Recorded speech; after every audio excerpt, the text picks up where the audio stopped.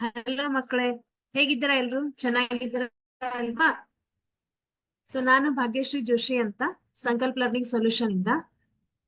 ನಿಮ್ಗೆಲ್ರಿಗೂ ಗಣಿತದ ಈ ಒಂದು ತರಗತಿಗೆ ವೆಲ್ಕಮ್ ಹೇಳ್ತಾ, ಇವತ್ ನಾವೇನ್ ಮಾಡೋಣ, ಮೇಲ್ಮೈ ವಿಸ್ತೀರ್ಣಗಳು ಮತ್ತು ಘನಫಲಗಳು. ನಾವ್ ಈಗಾಗ್ಲೇ ಹಿಂದಿನ ಒಂದು ತರಗತಿಯಲ್ಲಿ ನಾವೇನ್ ಮಾಡಿದ್ವಿ, 1 ಅಂಕ ಮತ್ತು 2 ಅಂಕಗಳಿಗೆ ಸಂಬಂಧಪಟ್ಟ ಹಾಗೆ ಯಾವ ರೀತಿಯ ಪ್ರಶ್ನೆಗಳು ಬರ್ತವೆ ಅನ್ನೋದನ್ನ ನೋಡಿದ್ವಿ, ಹೌದಲ್ವಾ? ಇವತ್ತಿನ ಒಂದು ತರಗತಿಯಲ್ಲಿ ನಾವೇನ್ ಮಾಡೋಣ, 3, 4 ಮತ್ತು 5 ಅಂಕಗಳಿಗೆ ಯಾವ ರೀತಿಯಾದ ಪ್ರಶ್ನೆಗಳು ಬರ್ತವೆ ಅಂತ ನೋಡೋಣ. ಹೆಚ್ಚಾಗಿ ನಮ್ಗೆ ಈ ಒಂದು ಅಧ್ಯಾಯಕ್ಕೆ ಸಂಬಂಧಪಟ್ಟ ಹಾಗೆ ನಮ್ಗೆ 3, 4 ಅಂಕಗಳಿಗೆ ಹೆಚ್ಚಾಗಿ ಪ್ರಶ್ನೆಗಳು ಬರುವಂತಹ ಸಾಧ್ಯತೆಗಳು ತೆಗೆದು ನೋಡಿದ್ರೆ ಎಲ್ಲಾ ಕಡೆ ನಮ್ಗೆ ಈ ಒಂದು ಅಧ್ಯಾಯಕ್ಕೆ ಸಂಬಂಧಪಟ್ಟ ಹಾಗೆ 3, 4 ಅಂಕಗಳು ಅಥವಾ 5 ಅಂಕಗಳಿಗೆ ಹೆಚ್ಚಾಗಿ ನಮ್ಗೆ ಪ್ರಶ್ನೆಗಳು ಸಿಗತ್ತೆ. ನಮ್ಗೆ ಈ ಮೇಲ್ಮೈ ವಿಸ್ತೀರ್ಣಗಳು ಮತ್ತು ಘನಫಲ ಅಂತ ಅಂದಾಗ ನಮ್ಗೆ ಏನೇನ್ ಗೊತ್ತಿರ್ಬೇಕು? ನಮ್ಗೆಲ್ಲರಿಗೂ ಗೊತ್ತಿದೆ. ನಾವು ಇದನ್ನ ಹಿಂದಿನ ತರಗತಿಯಲ್ಲೂ ಕೂಡ ಡಿಸ್ಕಸ್ ಮಾಡಿದ್ವಿ. ಏನಂತ, ನಮಗೆ ಎಲ್ಲದರ ಒಂದು ಸೂತ್ರಗಳು ಗೊತ್ತಿರ್ಬೇಕು. ಯಾವ್ಯಾವುದು? ಮೊದ್ಲು ನಮ್ಗೆ ಯಾವುದರ ಸೂತ್ರ ಗೊತ್ತಿರ್ಬೇಕು?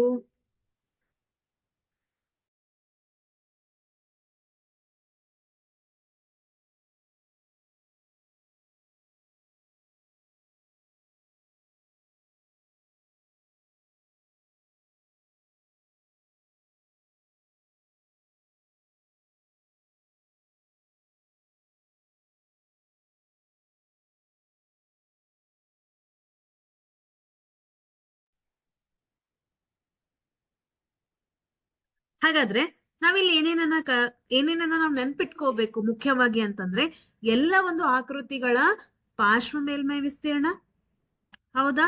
ಪಾರ್ಶ್ವ ಮೇಲ್ಮೈ ವಿಸ್ತೀರ್ಣ. ಮತ್ತೆ ನಮ್ಗೇನ್ ಗೊತ್ತಿರ್ಬೇಕು? ಪಾರ್ಶ್ವ ಮೇಲ್ಮೈ ವಿಸ್ತೀರ್ಣ, ಹಾಗೆ ಪೂರ್ಣ ಮೇಲ್ಮೈ ವಿಸ್ತೀರ್ಣ ಗೊತ್ತಿರ್ಬೇಕು. ಪೂರ್ಣ ಮೇಲ್ಮೈ ವಿಸ್ತೀರ್ಣ ಮತ್ತೆ ಘನಫಲ ಗೊತ್ತಿರ್ಬೇಕು, ಹೌದಲ್ವಾ? ನಮ್ಗೆ ಇಲ್ಲಿ ಯಾವ್ಯಾವ್ದು ಬರುತ್ತೆ? ಗೋಳಗಳು ಬರುತ್ತೆ. ಫಸ್ಟ್ ನಮ್ಗೆ ಘನ ಬರುತ್ತೆ, ಹೌದಾ?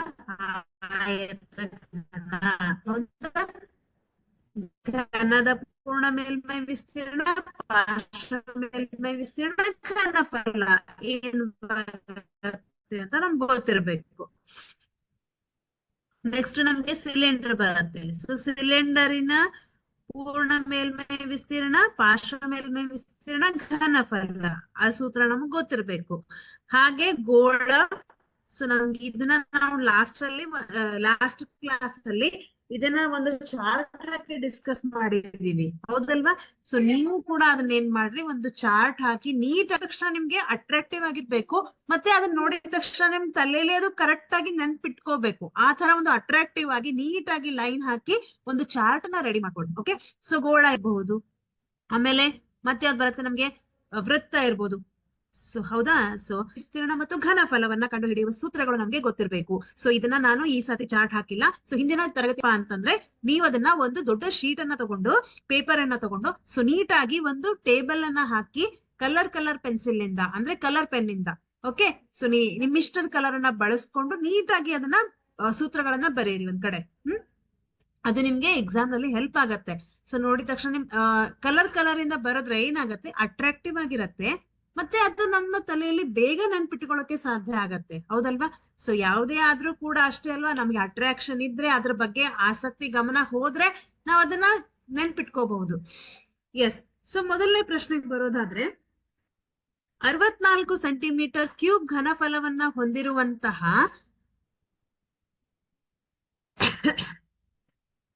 ಎರಡು ವರ್ಗ ಘನಗಳ ಮುಖಗಳನ್ನು ಸೇರಿಸಿ ಒಂದು ಆಯತ ಘನಾಕೃತಿಯನ್ನ ಮಾಡಿದೆ. ಈ ಆಯತ ಘನಾಕೃತಿಯ ಮೇಲ್ಮೈ ವಿಸ್ತೀರ್ಣವನ್ನ ಕಂಡುಹಿಡಿಯಿರಿ. ನಮ್ಗೆ ಇಲ್ಲಿ ಏನ್ ಕೊಟ್ಟಿದ್ದಾರೆ? ಇಲ್ಲಿ ನಮ್ಗೆ ಘನಫಲವನ್ನೇ ಕೊಟ್ಟಿದ್ದಾರೆ. ಏನಂತ? 64 ಸೆಂಟಿಮೀಟರ್ ಕ್ಯೂಬ್ ಇರುವಂತಹ ಘನಫಲವನ್ನ ಹೊಂದಿರುವ ಎರಡು ವರ್ಗ ಘನಗಳ ಮುಖಗಳನ್ನ ಸೇರಿಸಿ ಒಂದು ಆಯತ ಘನಾಕೃತಿಯನ್ನ ಮಾಡಿದೆ. ಅಂದ್ರೆ ಇಲ್ಲಿ ಎರಡು ವರ್ಗ ಮುಖಗಳನ್ನ, ಅಂದ್ರೆ ಒಂದು ಘನದಲ್ಲಿ 4 ವರ್ಗಗಳು ಅಂದ್ರೆ ಒಂದು ಮುಖ ಎಷ್ಟಿದೆ, ಇದು ವರ್ಗದಲ್ಲಿದೆ ಅಂದ್ರೆ ಎಲ್ಲಾ ಬಾಹುಗಳು ಸಮನಾದ ಅಳತೆಯನ್ನ ಹೊಂದಿದೆ ಅಂತ ಅರ್ಥ. ಸೊ ಇಲ್ಲಿ ನಾವು ಎರಡು ವರ್ಗ ಮುಖಗಳನ್ನ, ಎರಡು ವರ್ಗ ಘನ ಮುಖಗಳನ್ನ ಸೇರಿಸಿ ಒಂದು ಆಯತ ಘನಾಕೃತಿಯನ್ನ ಮಾಡಿದೀವಿ. ಸೊ ಇದು ಯಾವ ಆಕಾರದಲ್ಲಿದೆ? ಆಯತ ಘನಾಕೃತಿಯಲ್ಲಿದೆ. ಹಾಗಾದ್ರೆ ಆಯತ ಘನಾಕೃತಿಯ ಮೇಲ್ಮೈ ವಿಸ್ತೀರ್ಣವನ್ನ ಕಂಡುಹಿಡಿಯಿರಿ. ಹಾಗಾದ್ರೆ ಇಲ್ಲಿ ನಮ್ಗೆ ಏನ್ ಕೊಟ್ಟಿದ್ದಾರೆ, ಮೊದ್ಲು ಅದನ್ನ ಬರೆಯೋಣ. ಸೊ ಏನ್ ಕೊಟ್ಟಿದ್ದಾರೆ ನಮ್ಗೆ ಇಲ್ಲಿ? ವರ್ಗಗಳ ಘನಫಲ. ಸೊ 64 ಸೆಂಟಿಮೀಟರ್ ಕ್ಯೂಬ್ ಘನಫಲವನ್ನ ಹೊಂದಿರುವ ಎರಡು ವರ್ಗ ಘನಗಳ ಮುಖಗಳನ್ನು ಸೇರಿಸಿ ಅಂದಾಗ ವರ್ಗಗಳ ಘನಫಲವನ್ನ ಕೊಟ್ಟಿದ್ದಾರೆ, ಹೌದಲ್ಲ? ವರ್ಗಗಳ ಘನಫಲ. ಸೊ ಎಷ್ಟು ಕೊಟ್ಟಿದ್ದಾರೆ ಮಕ್ಕಳ ನಮ್ಗಿಲ್ಲಿ? 64 ಸೆಂಟಿಮೀಟರ್ ಕ್ಯೂಬ್ ಅಂತ ಕೊಟ್ಟಿದ್ದಾರೆ. ಇಲ್ಲಿ ಪ್ರತಿ ಬಾಹುವಿನ ಅಳತೆಯನ್ನ ನೋಡ್ರಿ, ಇಲ್ಲಿ ಕಾಣಿಸ್ತಾ ಇದೆ, ಇಲ್ಲಿ ಕಾಣಿಸ್ತಾ ಇದೆ. ಸೊ ವರ್ಗ ಅಂತಂದಾಗ ಪ್ರತಿ ಬಾಹುವಿನ ಅಳತೆ ಸಮವಾಗಿರುತ್ತೆ. ಸೊ ಇದು ಘನ ಅಂತಂದಾಗ ಉದ್ದ, ಅಗಲ ಮತ್ತು ಎತ್ತರ ಇರತ್ತೆ, ಹೌದಲ್ವಾ? ಸೊ ಉದ್ದ, ಅಗಲ, ಎತ್ತರ ಇದ್ದಾಗ ನಮ್ಗಿಲ್ಲಿ ಪ್ರತಿ ಬಾಹುವಿನ ಅಳತೆ 4 ಸೆಂಟಿಮೀಟರ್ ಇದೆ. ಸೊ ಬಾಹುವಿನ ಅಳತೆ ಎಷ್ಟಿದೆ? 4 ಸೆಂಟಿಮೀಟರ್ ಇದೆ. ಬಾಹುವಿನ ಅಳತೆ 4 ಸೆಂಟಿಮೀಟರ್. ಸೊ ಆಯತ ಘನದ ಉದ್ದ ಎಷ್ಟಿದೆ? ಉದ್ದ ಎಷ್ಟಾಗತ್ತೆ? 4 + 4 ಮಾಡಿದ್ರೆ ನಿಮ್ಗೆ 8 ಸೆಂಟಿಮೀಟರ್ ಬರುತ್ತೆ, ಹೌದಾ? ಎರಡು ವರ್ಗಗಳು ಅಂತ ಕೇಳಿದ್ದಾರೆ. ಸೊ ನಮ್ಗೆ ಇಲ್ಲಿ ಎರಡು ವರ್ಗಗಳು ಅಂದ್ರೆ ಇದು 4, ಇದು 4. ಸೊ ಎರಡನ್ನ ಸೇರಿಸಿದ್ರೆ 8 ಬರುತ್ತೆ. ಹಾಗಾಗಿ ಆಯತ ಘನದ ಉದ್ದ, ಆಯತ ಘನದ ಉದ್ದ L = 8 ಸೆಂಟಿಮೀಟರ್. ಓಕೆ. ಅಗಲ B = ಎಷ್ಟಾಗತ್ತೆ? 4 ಸೆಂಟಿಮೀಟರ್. ಓಕೆ. ಸೊ ಪ್ರತಿ ಮುಖ 4 ಸೆಂಟಿಮೀಟರ್ ಇದೆ. ಸೊ 4 + 4 ಸೇರಿಸಿದ್ರೆ 8. ಇದು ಉದ್ದ ಆಯ್ತು. ಬಟ್ ಅಗಲ ಮತ್ತು ಎತ್ತರ ಎಷ್ಟಿದೆ? 14 ಸೆಂಟಿಮೀಟರ್ ಇದೆ, ಹೌದಾ? ಸೊ ಎತ್ತರ H ಎಷ್ಟಾಗತ್ತೆ? 4 ಸೆಂಟಿಮೀಟರ್. ಉದ್ದ, ಅಗಲ, ಎತ್ತರ ಗೊತ್ತಾಯ್ತು. ಇವಾಗ ನಾವೇನ್ ಮಾಡ್ಬೋದು? ಆಯತ ಘನದ ಮೇಲ್ಮೈ ವಿಸ್ತೀರ್ಣವನ್ನ ಕಂಡುಹಿಡಿಬಹುದಲ್ವಾ? ಆಯತ ಘನದ ಮೇಲ್ಮೈ ವಿಸ್ತೀರ್ಣವನ್ನ ಕಂಡುಹಿಡಿಬೇಕಾದ್ರೆ ಸೂತ್ರ ಏನು? 2 × L × H + B × H + H × L, ಹೌದಲ್ವಾ? So 2 × H. L ಅಂತಂದ್ರೆ 4, L ಅಂದ್ರೆ 8 ಇದೆ, H ಅಂತಂದ್ರೆ 4 ಇದೆ, B ಅಂದ್ರೆ 4 ಇದೆ, H ಅಂದ್ರೆ 4 ಇದೆ, H ಅಂದ್ರೆ 4 ಇದೆ, L ಅಂದ್ರೆ 8 ಇದೆ. ಸೊ ಇವಾಗ 2 × 8 × 4 32 + 4 × 16 + 8 × 32. ಎಸ್, ಇಷ್ಟನ್ನು ಕೂಡಿಸ್ರಿ ಏನ್ ಬರುತ್ತೆ ನಿಮ್ಗೆ? 2 × 32 + 16 + 32 ಕೂಡಿಸಿದ್ರೆ ಎಷ್ಟು ಬರುತ್ತೆ? 6, 6, 2, 8, 8, 2, 10, 3, 4, 4, 3, 9, 9, 1, 10. ಸೊ 100 ಬರುತ್ತೆ.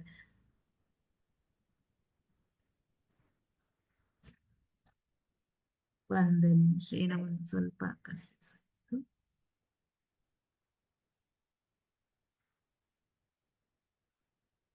8 × 4 32, 4 × 4 16, 8 × 4 32. ಸೊ 32, 16, 32, 6, 2, 8, 2, 10, 3, 3, 6, 1, 7, 1, 8, 80 ಬರುತ್ತೆ. ಎಸ್, ಸಾರಿ, 8, 80 ಬರುತ್ತೆ. 8 2 16. ಸೊ 160 ಸೆಂಟಿಮೀಟರ್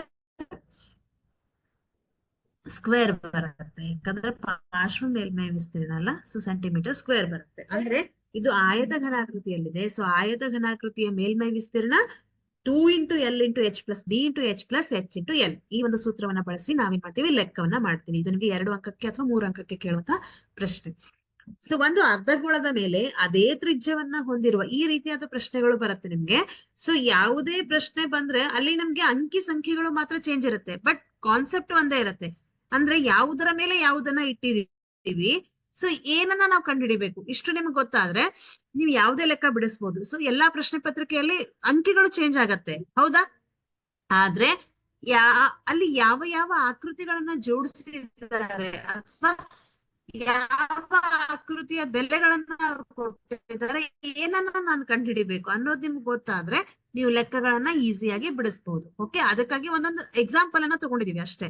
ಒಂದು ಅರ್ಧಗೋಳದ ಮೇಲೆ ಅದೇ ತ್ರಿಜ್ಯವನ್ನ ಹೊಂದಿರುವ ಒಂದು ಶಂಕುವನ್ನ ಕೂಡಿಸಿ ಒಂದು ಆಟಿಕೆಯನ್ನು ಮಾಡಿದೆ.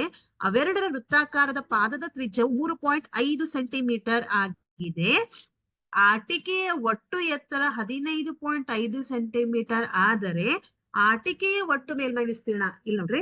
ಸೊ ಇಲ್ಲಿ ಒಂದು ಆಟಿಕೆ ಇದೆ, ಹೌದಾ? ಒಂದು ಆಟಿಕೆ ಸಾಮಾನು ಇದೆ. ಅದನ್ನ ಹೇಗ್ ತಯಾರು ಮಾಡಿದೀವಿ? ಒಂದು ಅರ್ಧಗೋಳವನ್ನ ಇಟ್ಟಿದೀವಿ, ಅದ್ರ ಮೇಲೆ ಒಂದು ಶಂಕುವನ್ನ ನಿಲ್ಸಿದೀವಿ. ಸೊ ಈ ತರ ಒಂದು ಆಟಿಕೆ ಇದೆ. ಈಗ ಗೊಂಬೆ ಇರತ್ತೆ ನೋಡ್ರಿ, ಆಡಿಸಿ ನೋಡು ಬೀಳಿಸಿ ನೋಡು. ಸೊ ಆವಾಗ ಅದು ಅಲ್ಲಾಡ್ತಿರತ್ತೆ, ಬಟ್ ಅದು ಉರುಳಿ ಹೋಗಲ್ಲ. ಆ ತರ ಒಂದು ಗೊಂಬೆ ಇದು, ಒಂದು ಆಟಿಕೆ ಇದು. ಸೊ ಇದನ್ನ ಹೇಗ್ ಮಾಡಿದೀವಿ? ಒಂದು ಅರ್ಧಗೋಳ ಇದೆ, ಅರ್ಧಗೋಳದ ಮೇಲೆ ಒಂದು ಶಂಕುವನ್ನ ನಿಲ್ಸಿದೀವಿ. ಸೊ ಇಲ್ಲಿ ನಮ್ಗೆ ಏನೇನ್ ಗೊತ್ತಿದೆ? ಒಂದು ಅರ್ಧಗೋಳದ ಮೇಲೆ ಅದೇ ತ್ರಿಜ್ಯವನ್ನ ಹೊಂದಿರುವಂತ ಶಂಕುವನ್ನ ನಿಲ್ಲಿಸಿದೀವಿ ಅಂತ ಅಂದ್ರೆ ಅರ್ಧಗೋಳದ ತ್ರಿಜ್ಯ ಎಷ್ಟಿದೆ, ಶಂಕುವಿನ ತ್ರಿಜ್ಯ ಕೂಡ ಅಷ್ಟೇ ಇದೆ, ಅದೇ ತ್ರಿಜ್ಯವನ್ನ ಹೊಂದಿರುವಂತಹದ್ದು, ಹೌದಾ? ಹಾಗಾಗಿ ಅರ್ಧಗೋಳದ ತ್ರಿಜ್ಯ ಎಷ್ಟಾಗತ್ತೆ, ಶಂಕುವಿನ ತ್ರಿಜ್ಯ ಕೂಡ ಅಷ್ಟೇ ಆಗಿರುತ್ತೆ. ನೆಕ್ಸ್ಟ್ ಏನ್ ಕೊಟ್ಟಿದ್ದಾರೆ? ಅವೆರಡರ ವೃತ್ತಾಕಾರದ ಪಾದದ ತ್ರಿಜ್ಯ 3.5 ಸೆಂಟಿಮೀಟರ್. ಸೊ ಎಷ್ಟು ತ್ರಿಜ್ಯ ಅಂತ ನಮಗ್ ಗೊತ್ತಿದ್ದಿದ್ದಿಲ್ಲ, ಬಟ್ ಈಗ ಕೊಟ್ಟಿದ್ದಾರೆ ಏನಂತ? ಅವೆರಡರ ಪಾದದ ತ್ರಿಜ್ಯ 3.5 ಸೆಂಟಿಮೀಟರ್. ಅಂದ್ರೆ ಗೋಳದ ಅರ್ಧಗೋಳದ ತ್ರಿಜ್ಯ ಕೂಡ 3.5 ಸೆಂಟಿಮೀಟರ್, ಶಂಕುವಿನ ತ್ರಿಜ್ಯ ಕೂಡ 3.5 ಸೆಂಟಿಮೀಟರ್ ಅಂದಂಗಾಯ್ತು. ಆಟಿಕೆಯ ಒಟ್ಟು ಎತ್ತರ ಕೊಟ್ಟಿದ್ದಾರೆ 15.5 ಸೆಂಟಿಮೀಟರ್. ಆದರೆ ಆಟಿಕೆಯ ಒಟ್ಟು ಮೇಲ್ಮೈ ವಿಸ್ತೀರ್ಣ, ಇದು ಒಂದು ಪೂರ್ತಿ ಆಟಿಕೆ ಆದ್ರೆ ನಾವು ಈ ಒಂದು ಪೂರ್ತಿ ಆಟಿಕೆಯ ಒಟ್ಟು ಮೇಲ್ಮೈ ವಿಸ್ತೀರ್ಣವನ್ನ ಕಂಡುಹಿಡಿಬೇಕಂತಂದ್ರೆ ಇಲ್ಲಿ ನಮ್ಗೆ ಯಾವ ಎರಡು ಆಕೃತಿಗಳು ಜೋಡಿಸಿದೀವಿ? ಶಂಕು ಮತ್ತು ಅರ್ಧಗೋಳ. ಹಾಗಾಗಿ ಆಟಿಕೆಯ ಒಟ್ಟು ಮೇಲ್ಮೈ ವಿಸ್ತೀರ್ಣವನ್ನ ನಾವು ಕಂಡುಹಿಡಿಬೇಕಂತಂದ್ರೆ ಏನನ್ನ ಕಂಡುಹಿಡಿಬೇಕು? ಶಂಕುವಿನ ಪಾರ್ಶ್ವ ಮೇಲ್ಮೈ ವಿಸ್ತೀರ್ಣ. ಇಲ್ಲಿ ಗೋಳ ಅಂತ ಕೊಟ್ಟಿದ್ದಾರೆ, ಅರ್ಧಗೋಳ. ಸೊ ಆಟಿಕೆಯ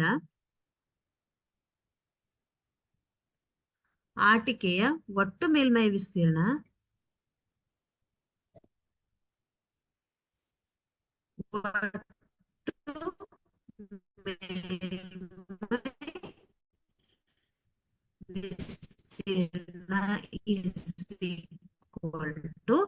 ಹೇಗೆ ಕಂಡುಹಿಡಿತೀವಿ? ಶಂಕುವಿನ ಪಾರ್ಶ್ವ ಮೇಲ್ಮೈ ವಿಸ್ತೀರ್ಣ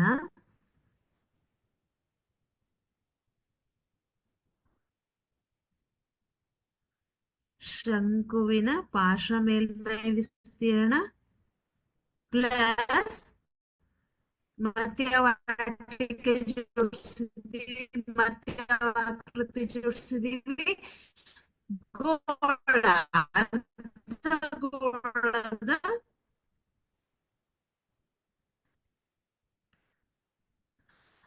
ಅರ್ಧಗೋಳದ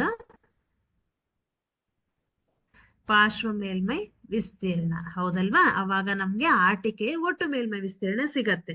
ಹಾಗಾದ್ರೆ ಇಲ್ಲಿ ನಮ್ಗೆ ಶಂಕುವಿನ ಪಾರ್ಶ್ವ ಮೇಲ್ಮೈ ವಿಸ್ತೀರ್ಣ ಅಂತಂದಾಗ ಸೂತ್ರ ಗೊತ್ತಿರ್ಬೇಕು. ಏನಂತ? ಶಂಕುವಿನ ಪಾರ್ಶ್ವ ಮೇಲ್ಮೈ ವಿಸ್ತೀರ್ಣ ಏನಾಗಿರುತ್ತೆ? πr_l ಆಗಿರುತ್ತೆ. ಹಾಗೆ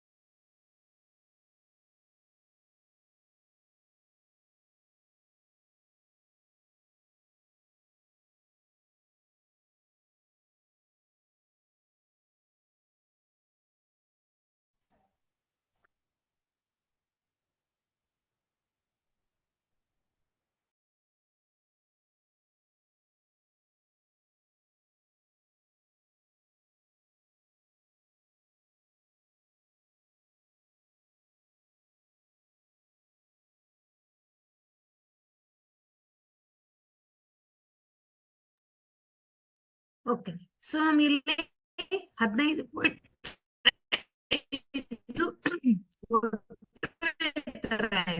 ತ್ರಿಜ್ಯ ಎಷ್ಟಿದೆ? 3.5 ಇದೆ. ಸೊ -3.5 5 ಮಾಡಿದ್ರೆ ನಿಮ್ಗೆ ಎಷ್ಟು ಬರುತ್ತೆ? 15.5 3.5 ಕಳೆದ್ರೆ 12 ಬರುತ್ತೆ. ಹೌದಾ? 12 ನಮ್ಗೆ ಎತ್ತರ ಆಗತ್ತೆ. ಸೊ ಈಗ ಇಲ್ಲಿ ನಮ್ಗೆ ಎಲ್ ಅಂತ ಇದೆ. ಸೊ ಶಂಕುವಿನ ಓರೆ ಎತ್ತರ ಎಲ್ ಅಂತಂದ್ರೆ ಓರೆ ಎತ್ತರ. ಸೊ ಎಲ್ಲಿ ಅಂತ ಏನಾದ್ರೂ ಕೊಟ್ಟಿದಾರ ನಮ್ಗೆ ಡೈರೆಕ್ಟ್ ಆಗಿ ಓರೆ ಎತ್ತರದ ಬೆಲೆ? ಇಲ್ಲ. ಸೊ ಅವಾಗ ನಾವ್ ಏನ್ ಮಾಡ್ಬೇಕು? ಎಲ್ಲರನ್ನ ಕಂಡುಹಿಡಿಬೇಕಂತಂದ್ರೆ ನಮ್ಗೆಲ್ಲ ಗೊತ್ತಿದೆ, square root of h square plus r square. So h square plus r square. H square ಅಂತಂದ್ರೆ 12 ಸ್ಕ್ವೇರ್ ಇದೆ, ಇಲ್ಲಿದೆ ನೋಡ್ರಿ. ಆರ್ ಅಂತಂದ್ರೆ 3.5 ಇದೆ.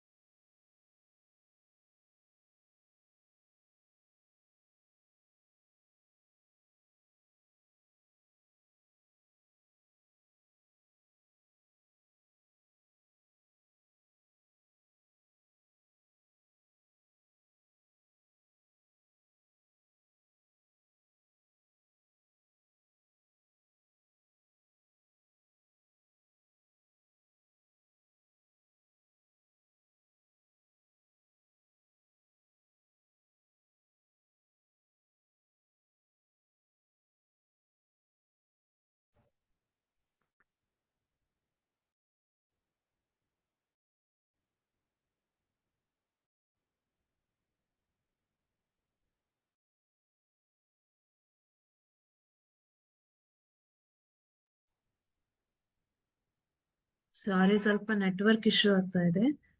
ಓಕೆ. ಸೊ ಈಗ ಎಲ್ ಸಿಕ್ತು? ಎಲ್ ಅಂತಂದ್ರೆ ಇದು ಓರೆ ಎತ್ತರ. ಹೌದಾ? ಎಲ್ ಅಂತಂದ್ರೆ ಏನಿದು? ಓರೆ ಎತ್ತರ. ಸೊ ನಮ್ಗೀಗ ಓರೆ ಎತ್ತರ ಸಿಕ್ತು, ಎಚ್ ಗೊತ್ತಿದೆ, ಆರ್ ಗೊತ್ತಿದೆ, ಪೈ ಗೊತ್ತಿದೆ. ಸೊ ನಾವು ಡೈರೆಕ್ಟ್ ಆಗಿ ಸೂತ್ರದಲ್ಲಿ ಹಾಕಿ ಮಾಡೋಣ. ಆಟಿಕೆ ಒಟ್ಟು ಮೇಲ್ಮೈ ವಿಸ್ತೀರ್ಣ ಪೈ ಆರ್ ಎಲ್. ಪೈ ಅಂತಂದ್ರೆ ಎಷ್ಟು? 22/7. ಹಾಗೆ ಆರ್ ಅಂದ್ರೆ 3.5 ಇದೆ. ಎಲ್ ಅಂತಂದ್ರೆ 12.5 ಬಂತು. Plus 2 into pi R square. Pi ಅಂತಂದ್ರೆ 22/7, ಆರ್ ಅಂತಂದ್ರೆ 3.5. ಆರ್ ಸ್ಕ್ವೇರ್ ಇರೋದ್ರಿಂದ ನಾವು 2 ಸರ್ತಿ ಗುಣಿಸ್ತೀವಿ. ಸೊ ಇವಾಗ 7 ಒಂದ್ಲೆ 7, 3.5 ಅಂತಂದ್ರೆ 7 5 35, 0.5 ಬರುತ್ತೆ. ಹಾಗೆ ಇಲ್ಲೂ ಕೂಡ 7 ಬಂದ್ರೆ 7 0.5 ಬರುತ್ತೆ. ಸೊ ಈಗ ಏನ್ ನೋಡುತ್ತೆ ನಮ್ಗಿಲ್ಲಿ? 22 ಇಂಟು 0.5 ಇಂಟು 12.5 ಪ್ಲಸ್ 2 ಇಂಟು 22 ಅಂತಂದ್ರೆ 44 ಆಗತ್ತೆ. 44 ಇಂಟು 0.5 ಇಂಟು 3.5. ಹೌದಾ? ಈಗ ನೀವು ಇಷ್ಟನ್ನು ಗುಣಿಸಿದ್ರೆ ಎಷ್ಟು ಬರುತ್ತೆ?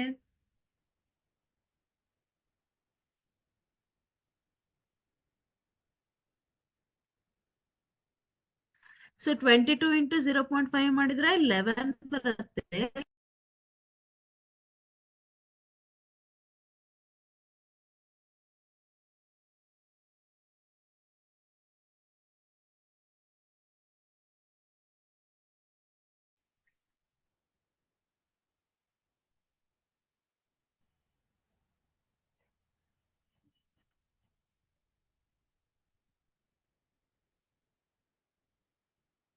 ಓಕೆ. ಸೊ ಹಾಗಾದ್ರೆ ನಮ್ಗಿಲ್ಲಿ ಇಷ್ಟನ್ನು ಗುಣಿಸಿದಾಗ ಇದು 11 ಇಂಟು 12.5 ಪ್ಲಸ್ ಇಷ್ಟನ್ನು ನೀವೇನಾದ್ರೂ ಗುಣಿಸಿದ್ರೆ ಅದು 77 ಮಾಡಿದಾಗ 214.5 ಸೆಂಟಿಮೀಟರ್ ಸ್ಕ್ವೇರ್ ಬರುತ್ತೆ. ಇದು ನಮ್ಮ ಆಟಿಕೆಯ ಒಟ್ಟು ಮೇಲ್ಮೈ ವಿಸ್ತೀರ್ಣ. ಸೊ ಸ್ವಲ್ಪ ನೆಟ್ವರ್ಕ್ ಪ್ರಾಬ್ಲಮ್ ಆಗ್ತಾ ಇದೆ, ಸೊ ಸಾರಿ. ಸಿಲಿಂಡರಿನ ವೃತ್ತಾಕಾರದ ಪಾದವನ್ನು ಶಂಕುವು ಸಂಪೂರ್ಣವಾಗಿ ಆವರಿಸಿರುವಂತೆ ಒಂದು ಡೇರೆ ಇದೆ. ಸಿಲಿಂಡರಿನ ಎತ್ತರ ಮತ್ತು ವ್ಯಾಸವು 2.1 ಮೀಟರ್ ಮತ್ತು 4 ಮೀಟರ್ ಕ್ರಮವಾಗಿ ಇದೆ. ಹೌದಾ? ಮತ್ತು ಶಂಕುವಿನ ಓರೆ ಎತ್ತರ 2.8 ಮೀಟರ್ ಆದರೆ ಡೇರೆಯನ್ನು ನಿರ್ಮಿಸಲು ಬಳಸಿದ ತಾಡಪತ್ರಿಯ ವಿಸ್ತೀರ್ಣವನ್ನು ಕಂಡುಹಿಡಿಯಿರಿ. ಹಾಗೆ ತಾಡಪತ್ರಿಯ ದರವು ₹500 ಪ್ರತಿ ಚದರ ಮೀಟರ್ಗೆ ಆದರೆ ತಾಡಪತ್ರಿಯನ್ನು ಕೊಳ್ಳಲು ಬೇಕಾಗುವ ಹಣವೆಷ್ಟು ಅಂತ ಕೇಳಿದ್ದಾರೆ. ಓಕೆ, ಸೊ ಇಲ್ಲಿ ನಮ್ಗೆ ಒಂದು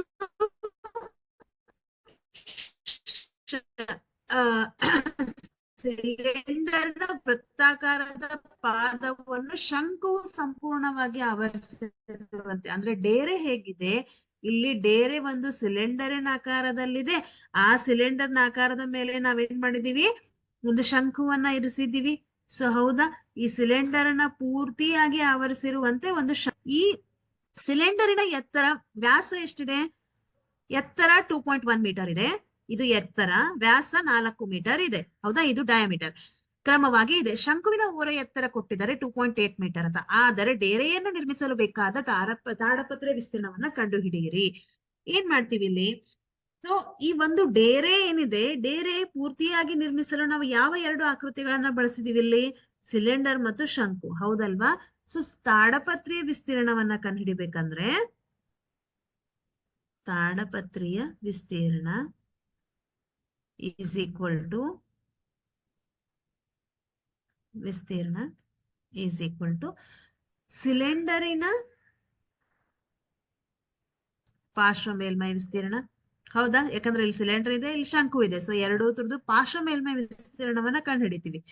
ಸಿಲಿಂಡರಿನ ಪಾರ್ಶ್ವ ಮೇಲ್ಮೈ ವಿಸ್ತೀರ್ಣ ಪ್ಲಸ್ ಶಂಕುವಿನ ಪಾರ್ಶ್ವ ಮೇಲ್ಮೈ ವಿಸ್ತೀರ್ಣ, ಶಂಕುವಿನ ಪಾರ್ಶ್ವ ಮೇಲ್ಮೈ ವಿಸ್ತೀರ್ಣ. ಹೌದಾ? ಅವಾಗ ನಿಮ್ಗೆ ಪೂರ್ತಿ ಒಂದು ಡೇರೆಯ ತಾಡಪತ್ರೆ ವಿಸ್ತೀರ್ಣ, ಅಂದ್ರೆ ಡೇರೆಯನ್ನ ನಿರ್ಮಿಸಲು ತಾಡಪತ್ರೆಯನ್ನ ಬಳಸ್ತೀವಿ. ಆ ತಾಡಪತ್ರೆ ವಿಸ್ತೀರ್ಣವನ್ನ ಕಂಡುಹಿಡಿಯಬೇಕಂದ್ರೆ ಸಿಲಿಂಡರ್ನ ಪಾರ್ಶ್ವ ಮೇಲ್ಮೈ ವಿಸ್ತೀರ್ಣ ಪ್ಲಸ್ ಶಂಕುವಿನ ಅಂದ್ರೆ 2πRH ಆಗುತ್ತೆ. ಶಂಕುವಿನ ಪಾರ್ಶ್ವ ಮೇಲ್ಮೈ ವಿಸ್ತೀರ್ಣ πRL ಆಗುತ್ತೆ. ಸೊ ನಮ್ಗೆ ಇಲ್ಲಿ ಪೈ ಬೆಲೆ ಗೊತ್ತಿದೆ ಎಷ್ಟು ಅಂತ, 22/7. ಆರ್ ಬೆಲೆ ಅವ್ರು ಕೊಟ್ಟಿದ್ದಾರೆ. ಆರ್ ಅಂತಂದ್ರೆ ಇಲ್ಲಿ ನಮ್ಗೆ ಆಕ್ಚುಲಿ ಡಯಾಮೀಟರ್ ಅನ್ನ ಕೊಟ್ಟಿದ್ದಾರೆ, ವ್ಯಾಸ ಅಂತ. ಸೊ ವ್ಯಾಸ ಅಂದ್ರೆ 4 ಮೀಟರ್, ಆರ್ ಅಂತಂದ್ರೆ ತ್ರಿಜ್ಯ ಆಗತ್ತೆ. ತ್ರಿಜ್ಯ ಅಂತಂದ್ರೆ D/2 ಮಾಡ್ತೀರಾ. ಸೊ 4/2 ಮಾಡಿದಾಗ ತ್ರಿಜ್ಯ ಸಿಗತ್ತೆ, 2 ಮೀಟರ್ ಆಗತ್ತೆ. ಹೌದಾ? ಹಾಗೆ ಎತ್ತರ ಎಷ್ಟು ಕೊಟ್ಟಿದ್ದಾರೆ, 2.1 ಮೀಟರ್ ಅಂತ ಕೊಟ್ಟಿದ್ದಾರೆ. ಎಷ್ಟು ಕೊಟ್ಟಿದ್ದಾರೆ, ಓರೆ ಎತ್ತರ 2.8 ಮೀಟರ್. ಹೌದಾ? ಈಗ ಇಲ್ಲಿ ನಮ್ಗೆ ಇಲ್ಲೂ ಪೈ ಇದೆ, ಇಲ್ಲೂ ಪೈ ಇದೆ, ಇಲ್ಲೂ ಆರ್ ಇದೆ, ಇಲ್ಲೂ ಆರ್ ಇದೆ. ಸೊ ನಾನು πr ಅನ್ನ ಕಾಮನ್ ಆಗಿ ತೆಗಿತೀನಿ. πr ಅನ್ನ ಕಾಮನ್ ಆಗಿ ತೆಗೆದ್ರೆ ಏನ್ ಉಳಿಯುತ್ತೆ, 2 × h ಉಳಿಯುತ್ತೆ. ಇಲ್ಲಿ ಎಲ್ ಉಳಿಯುತ್ತೆ. ಓಕೆ, ಸೊ ಇವಾಗ ನಾವು ಬೆಲೆಗಳನ್ನ ಆದೇಶ ಮಾಡೋಣ. ಪೈ ಅಂತಂದ್ರೆ ನಮ್ಗೆ ಗೊತ್ತಿದೆ 22/7 ಅಂತ, ಆರ್ ಅಂತಂದ್ರೆ 2 ಅಂತ ಗೊತ್ತಿದೆ, 2 × h ಅಂತಂದ್ರೆ 2.1 ಅಂತ, ಎಲ್ ಅಂತಂದ್ರೆ 2.8 ಅಂತ. ಹೌದಲ್ವಾ? ಸೊ ಇವಾಗ 22 × 2 ಅಂತಂದ್ರೆ 44 ಬರುತ್ತೆ, /7. 2 × 2.1 + 2.8 ನೀವು ಮಾಡಿ ನೋಡ್ರಿ. 2.8 + 2.1 ಮಾಡ್ರೆ ಇಂಟು 2 ಮಾಡಿದ್ರೆ ನಿಮ್ಗೆ ಏನ್ ಬರುತ್ತೆ, ಇದು 7 ಬರುತ್ತೆ. ಸೊ 7 × 7 ಕ್ಯಾನ್ಸಲ್ ಆಗತ್ತೆ. ಏನ್ ಉಳಿತು, 44 ಉಳಿತು. ಈಗ ಇಲ್ಲಿ ಅಂದ್ರೆ ತಾಡಪತ್ರೆ ವಿಸ್ತೀರ್ಣ ಎಷ್ಟಾಯ್ತು, 44 ಮೀಟರ್ ಸ್ಕ್ವೇರ್ ಆಯ್ತು. ಇಲ್ಲಿ ಪ್ರತಿ ತಾಡಪತ್ರೆ ದರವು 500 ಪ್ರತಿ ಚದರ ಮೀಟರ್ಗೆ ಆದರೆ, ತಾಡಪತ್ರೆ ಅಂದ್ರೆ ಪ್ರತಿ ಚದರ ಮೀಟರ್ಗಿರುವಂತಹ ಬೆಲೆ ಎಷ್ಟಿದೆ, ಪ್ರತಿ ಚದರ ಮೀಟರ್ಗೆ 500 ರೂಪಾಯಿ ಆದರೆ ಮೀಟರ್ಗೆ 500 ಪತ್ರೆಯನ್ನ ಕೊಳ್ಳಲು ಬೇಕಾಗುವ ಹಣವೆಷ್ಟು? ಪ್ರತಿ ಚದರ ಮೀಟರ್ಗೆ 500 ರೂಪಾಯಿನಂತೆ 44 ಎಷ್ಟಿದೆ ಇಲ್ಲಿ ವಿಸ್ತೀರ್ಣ, ಎಷ್ಟು ತಾಡಪತ್ರೆ ಬೇಕು ನಮ್ಗೆ, 44 ಮೀಟರ್ ಸ್ಕ್ವೇರ್ ಬೇಕಲ್ವಾ? ಸೊ 44 ಚದರ ಮೀಟರ್ಗೆ ತಗಲುವ ವೆಚ್ಚ ಎಷ್ಟು ಅಂತ ಕೇಳಿದ್ದಾರೆ. ಹಣವೆಷ್ಟು ಅಂದಾಗ ವೆಚ್ಚ, ಎಷ್ಟು ವೆಚ್ಚ ಆಗತ್ತೆ ಅಂತ. ನಂತೆ 44 ಮೀಟರ್ ಸ್ಕ್ವೇರ್ ಅಥವಾ 44 ಚದರ ಮೀಟರ್ ಗೆ ತಗಲುವ ವೆಚ್ಚ ಎಷ್ಟಾಗತ್ತೆ? ಸೊ 44 ಇಂಟು 500 ಮಾಡಿದ್ರೆ ನಿಮ್ಗೆ ಒಟ್ಟು ವೆಚ್ಚ ಸಿಗತ್ತೆ. ಎಷ್ಟಾಗತ್ತೆ ನೋಡ್ರಿ, ಇದು 44 ಇಂಟು 500 ಮಾಡಿದ್ರೆ 22,000 ರೂಪಾಯಿಗಳು. ಓಕೆ, ಇದು ನಮ್ಗೆ ಒಟ್ಟು ಪ್ರತಿ ಚದರ ಮೀಟರ್ಗೆ 500 ರೂಪಾಯಿನಂತ ಆದ್ರೆ 44 ಚದರ ಮೀಟರ್ಗೆ 22,000 ರೂಪಾಯಿ ಆಗತ್ತೆ.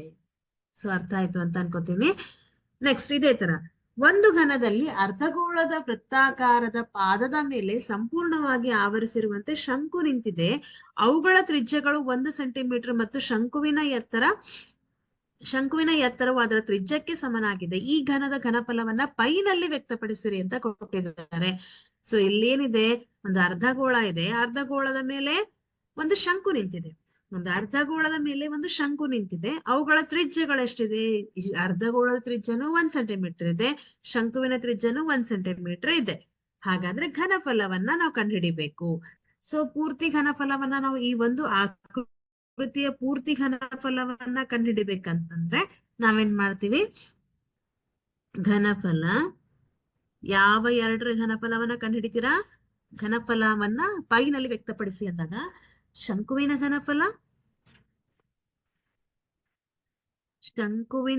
ಘನಫಲ ಪ್ಲಸ್ ಇನ್ನೊಂದು ಆಕೃತಿ ಯಾವ್ದಿದೆ? ಅರ್ಧಗೋಳ ಇದೆ, ಹೌದಲ್ವಾ? ಅರ್ಧಗೋಳದ ಘನಫಲ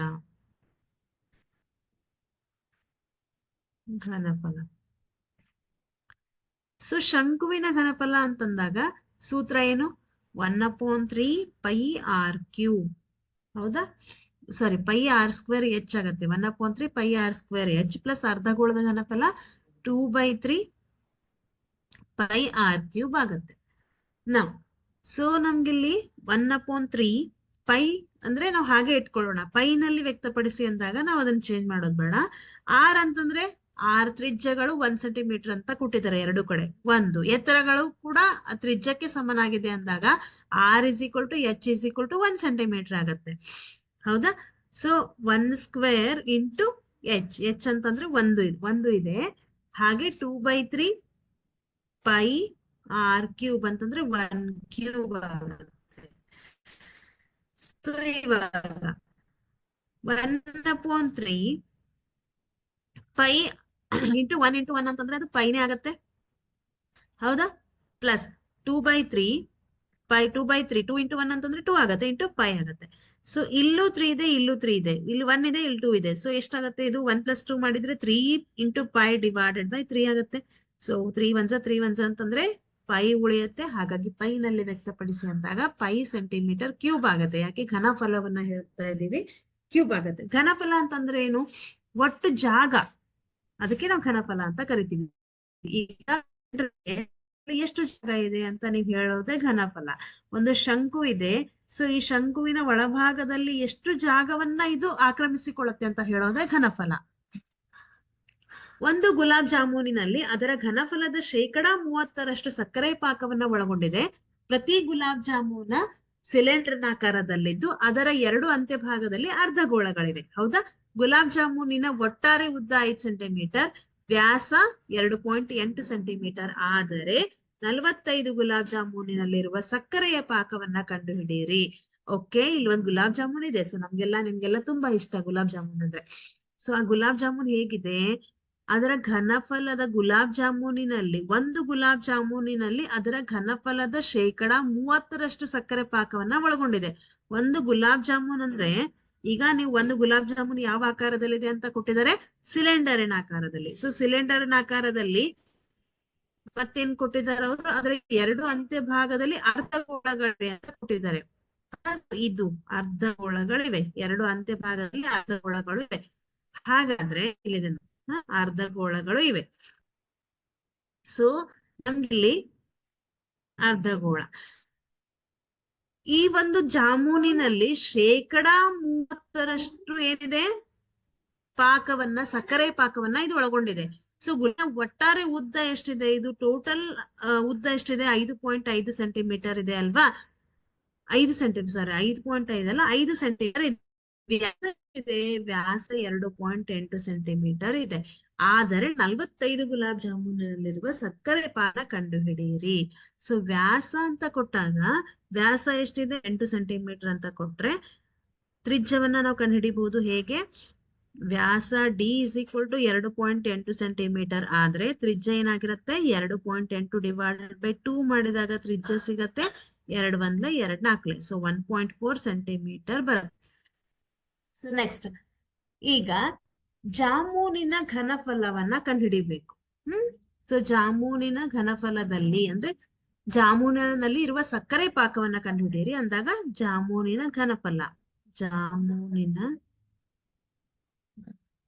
ಘನಫಲ ಈಸ್ ಈಕ್ವಲ್ ಟು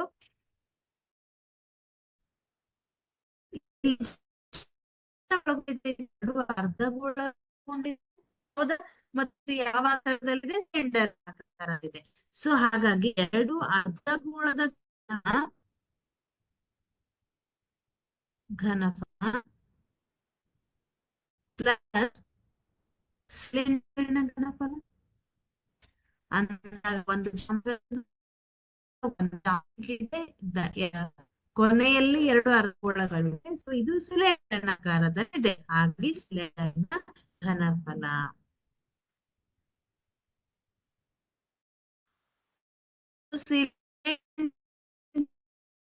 ಅರ್ಧಗೋಳದ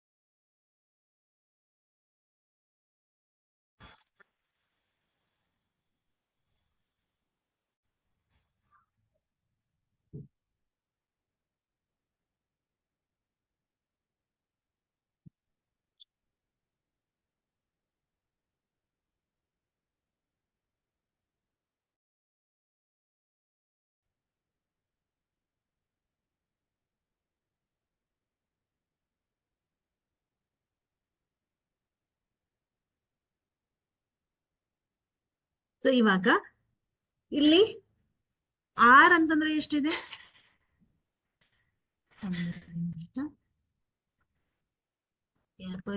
ಪ್ರಾಬ್ಲಮ್ ಆಗ್ತಾ ಇದೆ. ಸೊ ಆರ್ ಅಂತಂದ್ರೆ 1.4 ಇದೆ. ಓಕೆ, ಪೈ ಅಂತಂದ್ರೆ ಎಷ್ಟು? 22 ಡಿವೈಡೆಡ್ ಬೈ 7 ನಮ್ಗೆ ಗೊತ್ತಿದೆ. ಓಕೆ, ಆಮೇಲೆ ಆರ್ ಅಂತಂದ್ರೆ 1.4 ಸೆಂಟಿಮೀಟರ್ ಆಯ್ತಾ. ಸೊ ಎಚ್ ಅನ್ನ ಕಂಡುಹಿಡಿಬೇಕು ಇವಾಗ. ಎಚ್ ಅಂತಂದ್ರೆ ಏನು? ಸೊ ನಮ್ಗೆ ಇಲ್ಲಿ ಸೂತ್ರದಲ್ಲಿ ಎಚ್ ಅಂತ ಇದೆ, pi R square h. H ಹೇಗೆ ಕಂಡುಹಿಡಿತೀವಿ? ಒಟ್ಟು ಉದ್ದ ಎಷ್ಟಿದೆ? ಒಟ್ಟು ಉದ್ದ ಸೆಂಟಿಮೀಟರ್ ಇದೆ. 5 ಸೆಂಟಿಮೀಟರ್ ಅಲ್ಲಿ ನಾವೇನ ವ್ಯಾಸ ಎಷ್ಟಿದೆ? 5 ಸೆಂಟಿಮೀಟರ್, 5.0. ಎಷ್ಟಿದೆ? 2.8 ಮೈನಸ್ ಮಾಡ್ರಿ. ಸೊ ಎಷ್ಟು ಬರುತ್ತೆ? 2 ಬಂತು. ಸೊ 2.2 ಸೆಂಟಿಮೀಟರ್ ಇದು ನಮ್ಮ ಎತ್ತರ ಆಗತ್ತೆ. ಸೊ ಎತ್ತರ h is equal to 2.2 centimetre ಆಗತ್ತೆ. ಇವಾಗ 2/3 ಪೈ ಅಂತಂದ್ರೆ 22 divided by 7 into r cube. R ಅಂತಂದ್ರೆ 1.4 into 1.4 into 1.4 plus 22 divided by 7 1.4 into 1.4 r square ಅಂತ ಇದೆ. ಎಚ್ ಅಂತಂದ್ರೆ 2.2 ಇದೆ. ಹೌದಲ್ವಾ? ಇವಾಗ ಯಾವ್ಯಾವ ಕ್ಯಾನ್ಸಲ್ ಆಗತ್ತೆ ಇಲ್ಲಿ? 7 1 7 2 14. ಸೊ 0.2 ಆಗತ್ತೆ. 7 1 ಮತ್ತೆ ಇದು 0.2 ಆಗತ್ತೆ. ಸೊ ಇವಾಗ ಏನ್ ಉಳಿದ್ ನಮ್ಗೆ?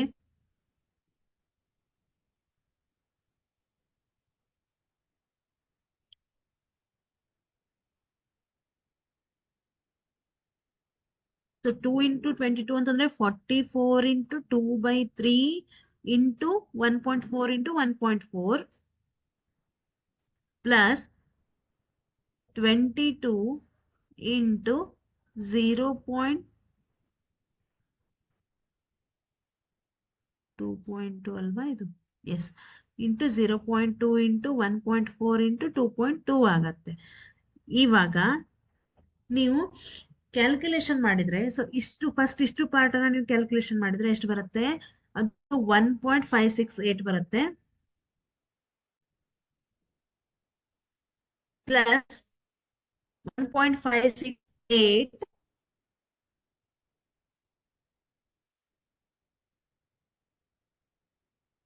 ಒಂದೇ ನಿಮಿಷ.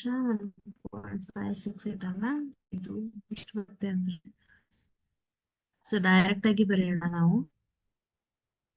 ಸೊ ಇಷ್ಟು ಪಾರ್ಟ್ ಅನ್ನ ನೀವು ಫಸ್ಟ್ ಕ್ಯಾಲ್ಕುಲೇಷನ್ ಮಾಡಿದ್ರೆ ಅದು ನಿಮ್ಗೆ 11.496 ಬರುತ್ತೆ. ಪ್ಲಸ್ ಈ ಪಾರ್ಟ್ ಅನ್ನ ನೀವು ಕ್ಯಾಲ್ಕುಲೇಷನ್ ಮಾಡಿದ್ರೆ, ಅಷ್ಟನ್ನು ಗುಣಾಕಾರ ಮಾಡಿದ್ರೆ ನಿಮ್ಗೆ ಏನ್ ಬರುತ್ತೆ? 13.5 ಅಲ್ಲಿ 13.552 ಬರುತ್ತೆ. ಹೌದಾ? ಸೊ ಎರಡನ್ನು ಕೂಡಿಸಿದ್ರೆ ನಿಮ್ಗೆ ಎಷ್ಟು ಬರುತ್ತೆ? 25.05 ಸೆಂಟಿಮೀಟರ್ ಕ್ಯೂಬ್ ಬರುತ್ತೆ. 05 ಕ್ಯೂಬ್ ಬರುತ್ತೆ. ಸೊ ಇದು ನಮ್ಮ ಜಾಮೂನಿನ ಘನಫಲ. ಹೌದಾ? ಸೊ ನಮ್ಗೀಗ ಜಾಮೂನಿನ ಘನಫಲ ಸಿಕ್ತು. ಅಂದ್ರೆ ಒಂದು ಜಾಮೂನಿನಲ್ಲಿ ಎಷ್ಟು ಜಾಗ ಇದೆ ಅಂತ ಸಿಕ್ತು. ಸೊ ನಮ್ಗೀಗ ನೆಕ್ಸ್ಟ್ ನಾವೇನ್ ಮಾಡೋಣ? ಜಾಮೂನಿನಲ್ಲಿರುವ ಸಕ್ಕರೆ ಪ್ರಮಾಣವನ್ನ ಕಂಡುಹಿಡಿಯೋಣ. ಸಕ್ಕರೆ ಪ್ರಮಾಣ ಅಂತಂದಾಗ ಅವ್ರು ಏನ್ ಹೇಳಿದ್ದಾರೆ ನಮ್ಗಿಲ್ಲಿ?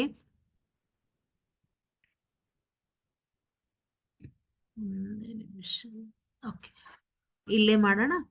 ಜಾಮೂನಿನಲ್ಲಿರುವ ಸಕ್ಕರೆಯ ಪ್ರಮಾಣ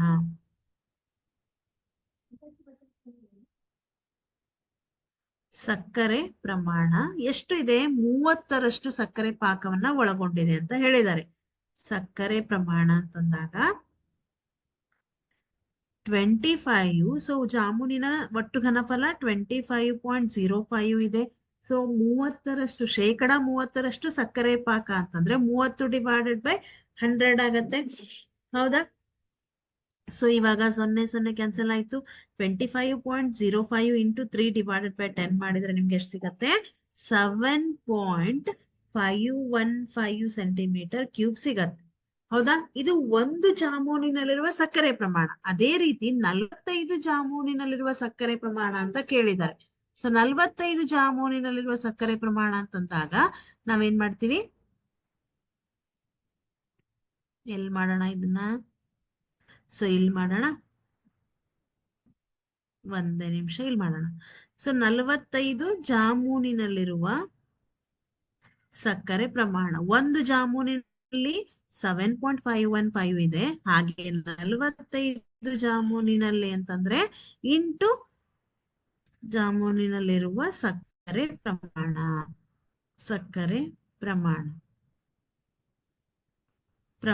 ಎಷ್ಟಾಗತ್ತೆ?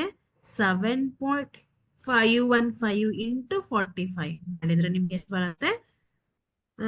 ಇದು ನಿಯರ್ಲಿ 338.175 ಬರುತ್ತೆ. ಅಂತಂದ್ರೆ 338.175 ಅದನ್ನ ನೀವು ಅಂದಾಜಾಗತ್ತೆ, ಅದು 338 ಸೆಂಟಿಮೀಟರ್ ಕ್ಯೂಬ್ ಬರುತ್ತೆ. 338 ಸೆಂಟಿಮೀಟರ್ ಕ್ಯೂಬ್ ಬರುತ್ತೆ. ಓಕೆ, ಸೊ ಇಲ್ಲಿ ನಮ್ಗೆ ಒಂದು ಜಾಮೂನ್ ಯಾವ ಆಕಾರದಲ್ಲಿದೆ? ಸಿಲಿಂಡರ್ ಆಕಾರದಲ್ಲಿ. ಸೊ 2 ಅರ್ಧಗೋಳಗಳನ್ನ ಹೊಂದಿದೆ ಎಂಡಿಗೆ. ಹೌದಾ? ಅಂತ್ಯಭಾಗದಲ್ಲಿ. ಹಾಗಾಗಿ ನಾವೇನ್ ಮಾಡ್ತೀವಿ? 2 ಅರ್ಧಗೋಳದ ಘನಫಲ ಪ್ಲಸ್ ಸಿಲಿಂಡರ್ನ ಘನಫಲವನ್ನ ಮಾಡಿದಾಗ ನಿಮ್ಗೆ ಒಂದು ಜಾಮೂನಿನ ಘನಫಲ ಸಿಗತ್ತೆ. ಸೊ ಹಾಗೆ ಒಂದು ಜಾಮೂನಿನಲ್ಲಿರುವ ಸಕ್ಕರೆ ಪ್ರಮಾಣವನ್ನ ಕಂಡುಹಿಡಿಬೇಕಂತಂದ್ರೆ ಘನಫಲದ 30% ಪ್ರಮಾಣ ಸಕ್ಕರೆ ಇದೆ. ಸೊ ಸಕ್ಕರೆ ಪಾಕವನ್ನ ಅದು ಒಳಗೊಂಡಿದೆ. Into 30 divide by 100. ಯಾಕೆ 30% ಅಂದಾಗ ಡಿವೈಡೆಡ್ ಬೈ 100 ಮಾಡ್ತೀವಿ. ಸೊ 7.515 ಬಂತು. ಸೊ ಹಾಗೆ 45 ಜಾಮೂನ್ ಅಂದಾಗ ಇದಕ್ಕೆ ಇಂಟು 45 ಮಾಡ್ತೀವಿ. ಅವಾಗ ನಿಮ್ಗೆ 45 ಜಾಮೂನಿನ ಸಕ್ಕರೆ ಪ್ರಮಾಣ ಸಿಗತ್ತೆ. ನೆಕ್ಸ್ಟ್, ಒಂದು ಕಬ್ಬಿಣದ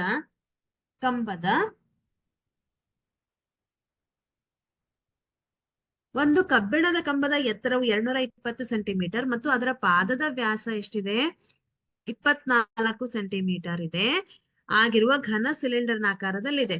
ಇದರ ಮೇಲೆ 60 ಸೆಂಟಿಮೀಟರ್ ಎತ್ತರ ಮತ್ತು ತ್ರಿಜ್ಯ 8 ಸೆಂಟಿಮೀಟರ್ ಇರುವ ಮತ್ತೊಂದು ಸಿಲಿಂಡರ್ ಅನ್ನ ಜೋಡಿಸಲಾಗಿದೆ. ಓಕೆ, ಸೊ ಎಸ್, ಇಲ್ಲಿ ಚಿತ್ರದಲ್ಲಿ ನೋಡ್ಬೋದು ನೀವು, ಎರಡು ಸಿಲಿಂಡರ್ ಅನ್ನ ಜೋಡಿಸಿದೀವಿ. ಒಂದು ಸ್ವಲ್ಪ ದಪ್ಪ ಆಗಿದೆ, ಒಂದ್ ಸ್ವಲ್ಪ ಸಣ್ಣವಾಗಿದೆ. ಅಂದ್ರೆ ಒಂದರ ಮೇಲೊಂದು ಎರಡು ಸಿಲಿಂಡರ್ ಜೋಡಿಸಿದೀವಿ. ಸೊ ಕೆಳಗಡೆ ಇರುವಂತಹ ಸಿಲಿಂಡರಿನ ವ್ಯಾಸ ಎಷ್ಟಿದೆ? 24 ಸೆಂಟಿಮೀಟರ್ ಇದೆ. ಎತ್ತರ 220 ಸೆಂಟಿಮೀಟರ್. ಇಲ್ಲಿ ಮೇಲಿರುವಂತಹ ಸಿಲಿಂಡರ್ ನ ತ್ರಿಜ್ಯ ಕೊಟ್ಟಿದ್ದಾರೆ 8 ಸೆಂಟಿಮೀಟರ್, ಎತ್ತರ 60 ಸೆಂಟಿಮೀಟರ್. ಆದ್ರೆ ಏನಂತ ಕೊಟ್ಟಿದ್ದಾರೆ? 1 ಸೆಂಟಿಮೀಟರ್ ಕ್ಯೂಬ್. ಇದು 1 ಸೆಂಟಿಮೀಟರ್ ಕ್ಯೂಬ್. ಕಬ್ಬಿಣದ ಸರಿಸುಮಾರು ದ್ರವ್ಯರಾಶಿಯು 8 ಗ್ರಾಂ ಆದರೆ ಕಂಬದ ದ್ರವ್ಯನ ಕಂಡುಹಿಡಿಯಿರಿ. ಸೊ ಒಂದೇ ನಿಮಿಷ, ನಿಮ್ಗಿದು ಕರೆಕ್ಟ್ ಆಗಿ ಕ್ವಶನ್ ಅಂದ್ರೆ ಸ್ವಲ್ಪ ಒಂದು ಕಬ್ಬಿಣದ ಕಂಬದ ಎತ್ತರವು ಸಿಲಿಂಡರಿನ, ಇದನ್ನ ಇಲ್ಲೇ ಮಾಡೋಣ.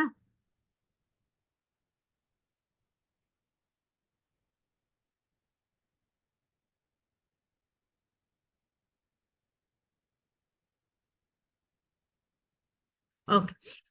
ಸೊ ಇಲ್ಲಿ ನಮ್ಗೆ 2 ಸಿಲಿಂಡರ್ ಕೊಟ್ಟಿದ್ದಾರೆ, ವ್ಯಾಸ ಕೊಟ್ಟಿದ್ದಾರೆ, ಎತ್ತರ ಕೊಟ್ಟಿದ್ದಾರೆ. ಇಲ್ಲೂ ಕೂಡ ತ್ರಿಜ್ಯ ಕೊಟ್ಟಿದ್ದಾರೆ, ಎತ್ತರ ಕೊಟ್ಟಿದ್ದಾರೆ. ಸೊ ಇವಾಗ ನಾವೇನ್ ಮಾಡೋಣ, ಇಲ್ಲಿ ನಮ್ಗೆ ಮೊದಲನೇ ಸಿಲಿಂಡರ್ ಇದೆಯಲ್ಲ ಮೇಲ್ಭಾಗದಲ್ಲಿ, ಆ ಒಂದು ಸಿಲಿಂಡರ್ನ ತ್ರಿಜ್ಯವನ್ನ R1 ಅಂತ ತಗೊಳ್ಳೋಣ. Okay. So R1 is equal to ಎಷ್ಟಾಗತ್ತೆ?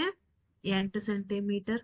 ಹಾಗೆ ಕೆಳಗಿರುವಂತಹ ತ್ರಿಜ್ಯ, ಇಲ್ಲಿ ತ್ರಿಜ್ಯ ಅಂತಂದಾಗ R2 ಏನಾಗುತ್ತೆ? ಇಲ್ಲಿ ಕೆಳಗಡೆ ಇರುವಂತಹ ಒಂದು ಸಿಲಿಂಡರ್ ಇದೆಯಲ್ಲ, ಇದರ ಒಂದು ತ್ರಿಜ್ಯ ಅಂದಾಗ ಇಲ್ಲಿ ವ್ಯಾಸ ಕೊಟ್ಟಿದ್ದಾರೆ. ವ್ಯಾಸ ಕೊಟ್ಟಾಗ ತ್ರಿಜ್ಯವನ್ನ ಕಂಡುಹಿಡಿಬೇಕಂತಂದ್ರೆ ಡಿವೈಡೆಡ್ ಬೈ 2 ಮಾಡ್ತೀವಿ.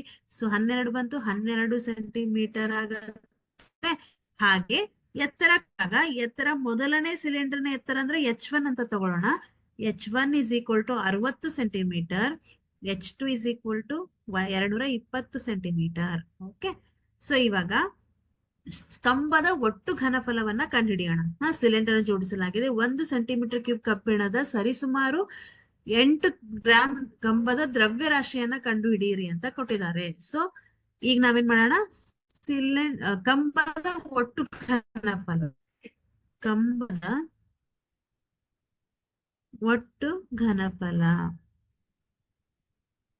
ಒಟ್ಟು ಘನಫಲವನ್ನ ಕಂಡುಹಿಡಿಬೇಕಂತಂದ್ರೆ ನಾವೇನ್ ಮಾಡ್ತೀವಿ, ದೊಡ್ಡ ಕಂಬದ ಗಾತ್ರ, ಇದನ್ನ ದೊಡ್ಡ ಕಂಬ ಅಂತ ತಗೋಣ, ಇದು ಸಣ್ಣ ಕಂಬದ ಗಾತ್ರ. ಹೌದಾ? ಸೊ ದೊಡ್ಡ ಕಂಬದ ಗಾತ್ರ ಅಥವಾ ಮೊದಲನೇ ಕಂಬದ ಗಾತ್ರ ಅಂತಾನು ತಗೋಬಹುದು. ದೊಡ್ಡ ಕಂಬದ ಗಾತ್ರ ಅಂದಾಗ ಗಾತ್ರ ಅಂದ್ರೆ ಘನಫಲ. ಹೌದಲ್ವಾ? ಸಾಮರ್ಥ್ಯ, ಗಾತ್ರ, ಘನಫಲ ಎಲ್ಲ ಒಂದೇ. ಚಿಕ್ಕ ಕಂಬದ ಗಾತ್ರ, ಚಿಕ್ಕ ಕಂಬದ ಗಾತ್ರ. ಸೊ ದೊಡ್ಡ ಕಂಬದ ಗಾತ್ರ ಎಷ್ಟಿದೆ? Pi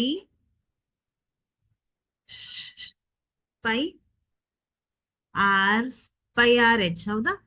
pi R²H. ಸಿಲಿಂಡರಿನ ಘನಫಲ ಅಂತಂದ್ರೆ ಪೈ R²H. ಸೊ ಒಂದ್ ದೊಡ್ಡ ಕಂಬ ಅಂತಂದಾಗ ಇದನ್ನ R2 ಅಂತ ತಗೊಂಡಿದೀವಿ, ಇದನ್ನ H2 ಅಂತ ತಗೊಂಡಿದ್ವಿ. R²H plus pi R1² H1 square ಅಲ್ಲ, H1 ಅಷ್ಟೇ. ಓಕೆ. ನೆಕ್ಸ್ಟ್, ಸೊ ಪೈ ಬೆಲೆ ಎಷ್ಟಿದೆ? 3.142 ಅಂತ ತಗೊಳ್ರಿ ಅಂತ ಅವ್ರು ಹೇಳಿದ್ರೆ 3.142 ಅಂತ ಪ್ರಶ್ನೆಯಲ್ಲಿದೆ. ಇಂಟು R1 ಅಂತಂದ್ರೆ, R2 ಅಂದ್ರೆ ಎಷ್ಟಿದೆ? ಇಲ್ಲಿ 12 ಇದೆ ಸ್ಕ್ವೇರ್, ಇಂಟು H2 ಅಂತಂದ್ರೆ 220 ಪ್ಲಸ್ 3.142 ಇಂಟು R1 ಅಂತಂದ್ರೆ 8 ಸ್ಕ್ವೇರ್ ಅಥವಾ 8 ಇಂಟು 8 ಅಂತ ಬರ್ಕೋಬಹುದು. H1 ಅಂತಂದ್ರೆ 60. ಹೌದಾ? ಇದನ್ನು ಕೂಡ ನಾವು 12 ಇಂಟು 12 ಅಂತ ಬರ್ಕೋಬಹುದು. ಸೊ 12 ಇಂಟು 12 ಅಂತಂದ್ರೆ ಅದು 144 ಆಗುತ್ತೆ. ಸೊ 3.142 ಇಂಟು 144 ಇಂಟು 220 ಮಾಡಿದ್ರೆ ನಿಮ್ಗೆ ಏನ್ ಸಿಗುತ್ತೆ? ಅದನ್ನ ಪೂರ್ತಿ ಗುಣಿಸಿ ನೋಡ್ರಿ, ಗೊತ್ತಾಗುತ್ತೆ ನಿಮ್ಗೆ. 99475.2 ಪ್ಲಸ್ 12 ಇದನ್ನ ಅಷ್ಟು ಗುಣಿಸಿದ್ರೆ ನಮ್ಗೆ ಏನ್ ಸಿಗತ್ತೆ? 12057.6 ಸಿಗತ್ತೆ. ಹೌದಾ? ಸೊ ಇವೆರಡನ್ನ ಕೂಡಿಸ್ರಿ, ನಿಮ್ಗೆ ಎಷ್ಟು ಸಿಗತ್ತೆ? 111532.8 ಸೆಂಟಿಮೀಟರ್ ಕ್ಯೂಬ್ ಸಿಗತ್ತೆ. ಹೌದಾ? ಇದು ನಮ್ಮ ಕಂಬದ ಒಟ್ಟು ಘನಫಲ. ಸೊ ನಮ್ಗೆ ಇಲ್ಲಿ 1 ಸೆಂಟಿಮೀಟರ್ ಕ್ಯೂಬ್ ಕಬ್ಬಿಣದ ಸರಿಸುಮಾರು ದ್ರವ್ಯರಾಶಿಯು 8 ಗ್ರಾಂ ಆದರೆ ಕಂಬದ ದ್ರವ್ಯರಾಶಿಯನ್ನು ಕಂಡುಹಿಡಿಯಿರಿ ಅಂತಂದಾಗ 1 ಸೆಂಟಿಮೀಟರ್ ಕ್ಯೂಬ್ ಕಂಬದ ದ್ರವ್ಯರಾಶಿ ಎಷ್ಟಾಗತ್ತೆ? ಕಂಬದ ದ್ರವ್ಯರಾಶಿ ಇಸ್ ಈಕ್ವಲ್ ಟು 8 ಗ್ರಾಮ್ ಇದೆ. ಹಾಗಾದ್ರೆ ಕಂಬದ ದ್ರವ್ಯರಾಶಿಯನ್ನ ಕಂಡುಹಿಡಿಬೇಕಂತಂದ್ರೆ ನಾವೇನ್ ಮಾಡ್ತೀವಿ, ಇಲ್ಲಿ ಒಟ್ಟು ಘನಫಲ ಬಂದಿದೆ ಅಲ್ಲ, 111532.8 ಇಂಟು 8 ಮಾಡ್ತೀವಿ. ಅವಾಗ ನಿಮ್ಗೆ 8 ಗ್ರಾಮ್ ಕಂಬದ ದ್ರವ್ಯರಾಶಿ ಸಿಗತ್ತೆ. ಸೊ ಎಷ್ಟು ಬರುತ್ತೆ ಇದು, 892.26 ಕೆಜಿ ಬರುತ್ತೆ.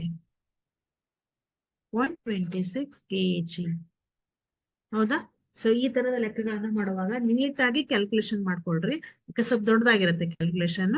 ಸೊ ನೀಟಾಗಿ ಕ್ಯಾಲ್ಕುಲೇಷನ್ ಮಾಡಿ ಕರೆಕ್ಟ್ ಆಗಿ ಉತ್ತರವನ್ನ ಬರೀರಿ. ಸೊ ನಮ್ಗೆ ಇಲ್ಲಿ ಯಾವ ಎರಡು ಆಕೃತಿಗಳನ್ನ ಕೊಟ್ಟಿದ್ದಾರೆ, ಮತ್ತೆ ನಾವ್ ಏನ್ ಕಂಡುಹಿಡಿಬೇಕು, ಪಾರ್ಶ್ವ ಮೇಲ್ಮೈ ಕಂಡುಹಿಡಿಬೇಕಾ, ಪೂರ್ಣ ಮೇಲ್ಮೈ ಕಂಡುಹಿಡಿಬೇಕಾ, ಘನಫಲವನ್ನ ಕಂಡುಹಿಡಿಬೇಕಾ. ಸೊ ಇಲ್ಲಿ ಒಟ್ಟು ದ್ರವ್ಯರಾಶಿ ಅಂತ ಕೊಟ್ಟಿದ್ದಾರೆ, ಹೌದಾ? ಸೊ ಒಟ್ಟು ದ್ರವ್ಯರಾಶಿ ಅಂತಂದಾಗ ನಾವು ಘನಫಲವನ್ನ ಕಂಡುಹಿಡಿತೀವಿ. ಸೊ ಎರಡು ಸಿಲಿಂಡರಿನ ಆಕಾರದಲ್ಲಿದೆ. ಸೊ ಸಿಲಿಂಡರಿನ ಘನಫಲವನ್ನ ಬಳಸ್ತೀವಿ.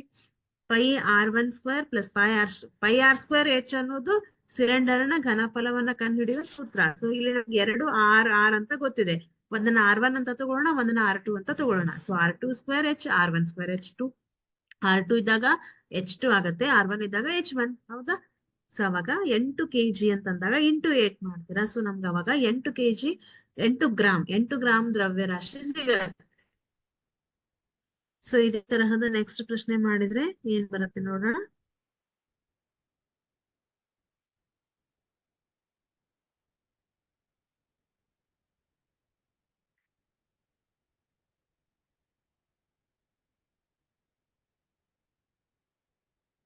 ಎಸ್.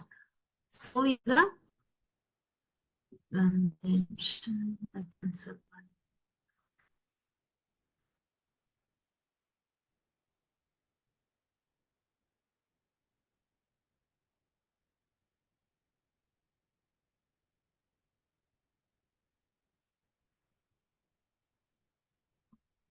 ನೆಕ್ಸ್ಟ್ ಪ್ರಶ್ನೆ ಬಿಡಿಸೋಣ. ಏನಿದೆ ನೆಕ್ಸ್ಟ್ ಪ್ರಶ್ನೆ ನಮ್ಗೆ ಇಲ್ಲಿ?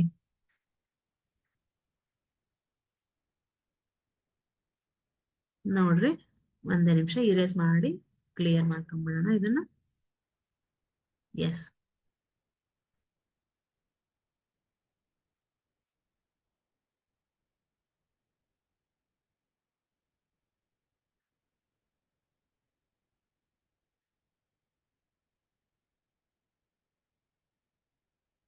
ಒಂದು ಪಾತ್ರೆಯು ತಲೆ ಕೆಳಗಾದ ಶಂಕುವಿನ ಆಕಾರದಲ್ಲಿದೆ. ಇಲ್ಲಿರುವಂತಹ ಪಾತ್ರೆ ಹೇಗಿದೆ? ತಲೆ ಕೆಳಗಾಗಿರುವಂತಹ ಒಂದು ಶಂಕುವಿನ ಆಕಾರದಲ್ಲಿದೆ. ಅದರ ಎತ್ತರ ಎಷ್ಟಿದೆ? 8 ಸೆಂಟಿಮೀಟರ್. ತೆರೆದ ಮೇಲ್ಭಾಗದ ತ್ರಿಜ್ಯ 5 ಸೆಂಟಿಮೀಟರ್. ಅಂದ್ರೆ ಒಂದು ಶಂಕು ಇದೆ. ಸೊ ಇಲ್ಲಿ ತೆರೆದ ಮೇಲ್ಭಾಗದ ತ್ರಿಜ್ಯ, ಸೊ ಇದು ಓಪನ್ ಆಗಿದೆ, ಎಷ್ಟಿದೆ? 5 ಸೆಂಟಿಮೀಟರ್ ಅಂತ ಇದೆ. ಇದು 5 ಸೆಂಟಿಮೀಟರ್. ಆದ್ರೆ ಅದರ ಅಂಚಿನವರೆಗೆ ಪೂರ್ಣವಾಗಿ ನೀರನ್ನು ತುಂಬಿದೆ. ಸೊ ಇಲ್ಲಿ ಪೂರ್ತಿಯಾಗಿ ನೀರನ್ನ ತುಂಬಿದೆ. ಅದರಲ್ಲಿ 0.5 ಸೆಂಟಿಮೀಟರ್ ತ್ರಿಜ್ಯವಿರುವಂತಹ ಸೀಸದ ಗೋಳಗಳನ್ನ ಹಾಕಿದೆ. ಇಲ್ಲಿ ಸೀಸದ ಗೋಳಗಳನ್ನ ಹಾಕಿದೀವಿ. ನೀರು ತುಂಬಿರುವಂತಹ ಒಂದು ಶಂಕುವಿನ ಪಾತ್ರೆಯಲ್ಲಿ ಸೀಸದ ಗೋಳಗಳನ್ನ ಹಾಕಿದೀವಿ. ಆಗ 1/4 ಭಾಗದಷ್ಟು ನೀರು ಹೊರಚೆಲ್ಲತ್ತೆ. ಈ ಗೋಳಗಳನ್ನ ಹಾಕಿದಾಗ 1/4 ಭಾಗದಷ್ಟು ಅಂದ್ರೆ 1/4. ಹೌದಾ? ಹೊರಚೆಲ್ಲತ್ತೆ. ಹಾಕಿದ ಸೀಸದ ಗೋಳಗಳು ಎಷ್ಟು ಅಂತ ಹೇಳಿದ್ದಾರೆ. ಸೊ ನಾವೇನ್ ಮಾಡ್ತೀವಿ, ಇಲ್ಲಿ ನಾವು ಸೀಸದ ಗೋಳಗಳನ್ನ ಗೋಲಿ ಅಥವಾ ಗೋಳ ಅಂತ ಕರಿತೀವಲ್ಲ, ಸೀಸದ ಗೋಳಗಳನ್ನ ನೀರಿನಲ್ಲಿ ಹಾಕ್ಬೇಕು ಅಂತಂದ್ರೆ ಮೊದಲು ನಮ್ಗೆ ಈ ಸೀಸದ ಗೋಳದ ಗಾತ್ರ ಎಷ್ಟಿದೆ ಅಂತ ಗೊತ್ತಾಗ್ಬೇಕು. ಅದಕ್ಕೆ ನಾವೇನ್ ಮಾಡ್ತೀವಿ, ಸೀಸದ ಗೋಲಿಯ ಗಾತ್ರ, ಸೀಸದ ಗೋಲಿಯ ಗಾತ್ರ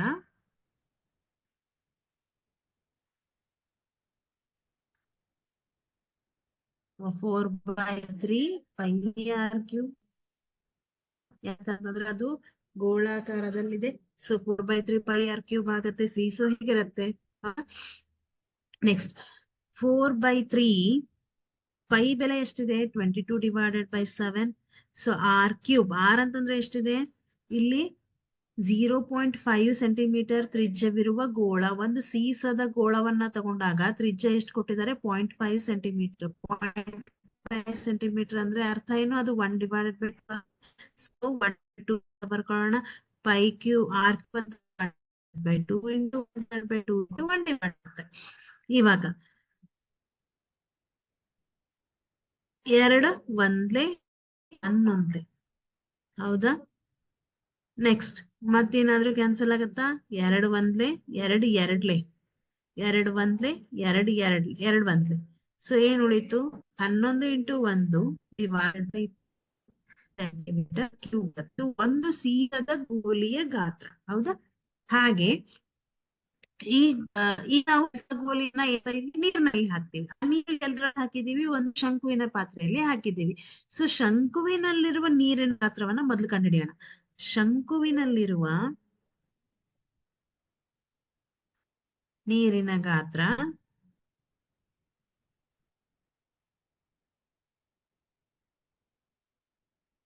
1/3 ಪೈ ಆರ್ ಸ್ಕ್ವೇರ್ ಎಚ್.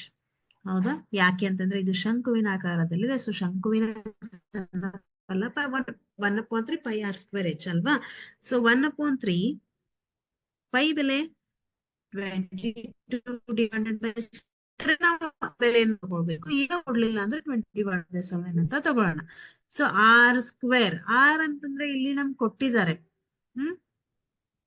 ಎಷ್ಟು ಅಂತ 0.5. ಇದು ಗೋಲದ್ದಾಯ್ತು. ಸೊ ಶಂಕುವಿಂದ ಎಷ್ಟು ಕೊಟ್ಟಿದ್ದಾರೆ ಅವರು ನಮ್ಗೆ? ಹಾ, ಶಂಕುವಿಂದ ಎಷ್ಟು ಕೊಟ್ಟಿದ್ದಾರೆ ನಮ್ಗೆ? 5 ಅಂತ ಕೊಟ್ಟಿದ್ದಾರೆ. ಹೌದಾ? ಎತ್ತರ ಸೆಂಟಿಮೀಟರ್, ತ್ರಿಜ್ಯ 5 ಸೆಂಟಿಮೀಟರ್ ಶಂಕುವಿನ ಆಕಾರದಲ್ಲಿದೆ. ಸೊ ಅದರ ತ್ರಿಜ್ಯ 5 ಸೆಂಟಿಮೀಟರ್ ಅಂತ ಕೊಟ್ಟಿದ್ದಾರೆ. ಸೊ 5 ಸ್ಕ್ವೇರ್ ಆಗತ್ತೆ. 5 ಸ್ಕ್ವೇರ್ ಅಂದ್ರೆ 5 25. ಎಚ್ ಕೊಟ್ಟಿದ್ದಾರೆ ಎಷ್ಟು? 8 ಅಂತ ಕೊಟ್ಟಿದ್ದಾರೆ. ಇವಾಗ ಏನಾದ್ರೂ ಕ್ಯಾನ್ಸಲ್ ಆಗತ್ತಾ? ಇಲ್ಲ, ಎಲ್ಲೂ ಕ್ಯಾನ್ಸಲ್ ಆಗಲ್ಲ. So 22 into 25 into 8 divided by 21 ಮಾಡ್ಬೇಕು. ಅವಾಗ ಎಷ್ಟು ಬರುತ್ತೆ ನಿಮ್ಗೆ? 4400 divided by 20 centimetre cube. Okay. ಈ ನೀರಿನಲ್ಲಿ ಗುಳ್ಳಗಳನ್ನ ಹಾಕಿದ್ದಲ್ಲ, ಹೊರಚಲ್ಲಿದ ನೀರಿನ ಪ್ರಮಾಣವನ್ನ ಕಂಡುಹಿಡಿಯೋಣ. ಹೊರಚಲ್ಲಿದ ನೀರಿನ ಪ್ರಮಾಣ, ನೀರು ತುಂಬಿದ ಗೋಲಗಳನ್ನ ಹಾಕ್ತೀರಾ. ಅವಾಗ ಹೊರಚಲ್ಲಿದ ನೀರಿನ ಪ್ರಮಾಣ ಅಂದಾಗ ನಾವು ನೀರಿನಲ್ಲಿ ಹಾಕಿದಾಗ 4ನೇ ಹೊರಚಲ್ಲುತ್ತೆ ಅಂತ ಗೊತ್ತಾಗತ್ತೆ. ಕೊಟ್ಟಿದ್ದಾರೆ ಪ್ರಶ್ನೆಯಲ್ಲಿ. ಸೊ 4ನೇ ಒಂದು ಭಾಗದಾಗ ನಮಗೆ ನೀರಿನ ಗಾತ್ರ ಎಷ್ಟಿದೆ? 4400 ಡಿವೈಡೆಡ್ ಬೈ 20. ಇದಕ್ಕೆ ಸೊ ಹೊರಚೆಲ್ಲೋದು ಅಂದ್ರೆ 1 ಡಿವೈಡೆಡ್ ಬೈ 4 ಅಂದ್ರೆ 1/4 ಮಾಡ್ತೀವಿ. ಅವಾಗ 4 ಒಂದ್ಲೆ 1 1 0 0. ಹೌದಾ? 4 ಒಂದ್ಲೆ 4 1 1 0 0 21 ಬರುತ್ತೆ. ಆಯ್ತು.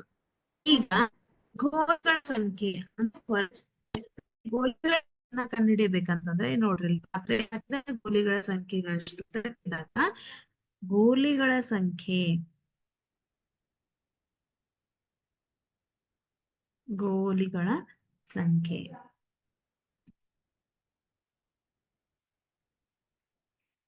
ಈಸ್ ಈಕ್ವಲ್ ಟು ಹೊರಚಲ್ಲಿದ ನೀರಿನ ಪ್ರಮಾಣ ಡಿವೈಡೆಡ್ ಬೈ ಗೋಲಿಯ ಗಾತ್ರ. ಹೇಗೆ ಕಂಡು ಹಿಡಿತೀರಾ? ಗೋಲಿಗಳ ಹೊರಚಲ್ಲಿದೆ ಡಿವೈಡೆಡ್ ಬೈ ಗೋಲಿಯ ಗಾತ್ರ. ಹೌದಾ? ಅವಾಗ ನಿಮ್ಗೆ ಗೋಲಿಗಳ ಸಂಖ್ಯೆ ಸಿಗತ್ತೆ. ಹೊರಚಲ್ಲಿದ ನೀರಿನ ಪ್ರಮಾಣ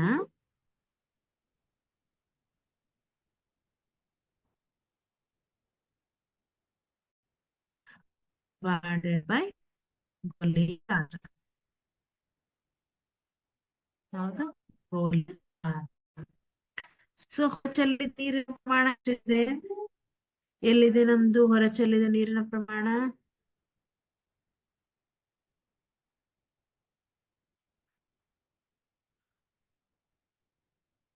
ಒಂದ್ 1100 ಡಿವೈಡ್ ಬೈ 21. ಗೋಲಿಯ ಗಾತ್ರ ಎಷ್ಟಿದೆ? 11 ಡಿವೈಡೆಡ್ ಬೈ 21 ಇದೆ. ಹೌದಾ? ಸೊ 21 ಕ್ಯಾನ್ಸಲ್ ಆಯ್ತು.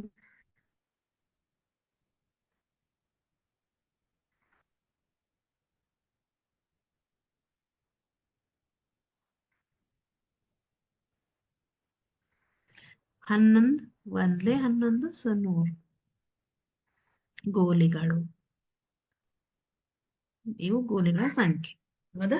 ಸೊ ಇಲ್ಲಿ ನಾವೇನ್ ಮಾಡ್ತೀವಿ, ಸೀಸದ ಗೋಲಿಯ ಗಾತ್ರ ಎಷ್ಟಿದೆ ಅಂದ್ರೆ ಸೀಸದ ಘನಫಲ.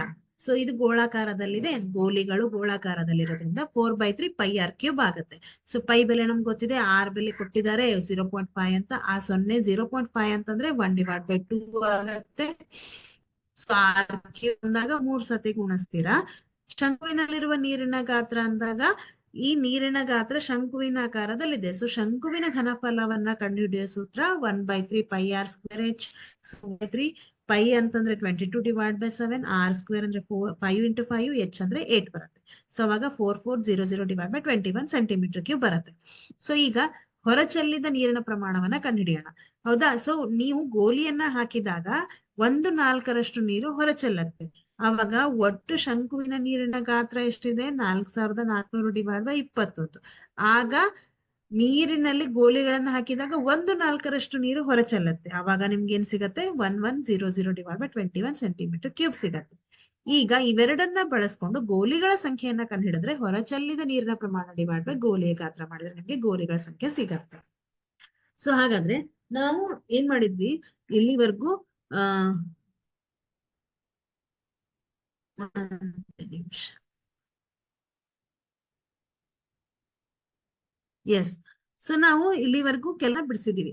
ಅಂದ್ರೆ ಇಲ್ಲಿ ನಾ ಯಾಕೆ ಈ ರೀತಿ ಲೆಕ್ಕಗಳನ್ನ ಬಿಡಿಸಿದ್ವಿ ಅಂತಂದ್ರೆ, ಸೊ ನಾನು ಹೇಳಿದಾಗೆ ಪರೀಕ್ಷೆಯಲ್ಲಿ ಅಂಕಿ ಸಂಖ್ಯೆಗಳು ಚೇಂಜ್ ಆಗ್ಬೋದು, ಅಥವಾ ಪ್ಯಾಟರ್ನ್ ಚೇಂಜ್ ಆಗ್ಬೋದು, ಕ್ವಶನ್ನಿನ ರೀತಿ ಚೇಂಜ್ ಆಗ್ಬೋದು. ಆದ್ರೆ ನೀವು ಬಿಡಿಸುವಂತಹ ಒಂದು ಏನು ವಿಧಾನ ಏನಿದೆ ಅದು ಒಂದೇ ಇರತ್ತೆ. ಅಂತಂದ್ರೆ ಸೊ ಇಲ್ಲಿ ಯಾವ 2 ಆಕೃತಿಗಳನ್ನ ಜೋಡಿಸಿದ್ದಾರೆ, ಮತ್ತೆ ನಾವೇನ್ ಮಾಡ್ಬೇಕು? ಪಾರ್ಶ್ವ ಮೇಲ್ಮೈ ಕಂಡುಹಿಡಿಬೇಕಾ, ಪೂರ್ಣ ಮೇಲ್ಮೈ ಕಂಡುಹಿಡಿಬೇಕಾ, ಅಥವಾ ಘನಫಲವನ್ನ ಕಂಡುಹಿಡಿಬೇಕಾ, ಅದು ನಮ್ಗೆ ಗೊತ್ತಿರ್ಬೇಕು. ಆವಾಗ ನೀವು ಈ ಪ್ರಶ್ನೆಗಳನ್ನ ಸುಲಭವಾಗಿ ಬಿಡಿಸಬಹುದು. ಮತ್ತೆ ಕ್ಯಾಲ್ಕುಲೇಷನ್ ಅಷ್ಟು ಕರೆಕ್ಟ್ ಮಾಡ್ಬಿಟ್ರೆ 4 ಇರುತ್ತೆ. ಓಕೆ, ಸೊ ಇಲ್ಲಿವರೆಗೂ ನಿಮ್ಗೆಲ್ಲ ಅರ್ಥ ಆಯ್ತು ಅಂತ ಅನ್ಕೋತೀನಿ. ಸೊ ನಾವು ಮತ್ತೆ ಮುಂದಿನ ತರಗತಿಯಲ್ಲಿ ಇನ್ನೂ ಹೆಚ್ಚು ಪ್ರಶ್ನೆಗಳನ್ನ ಬಿಡಿಸೋಣ. Okay, so all the very best. ಚೆನ್ನಾಗಿ ಸ್ಟಡಿ ಮಾಡ್ರಿ. Thank you very much.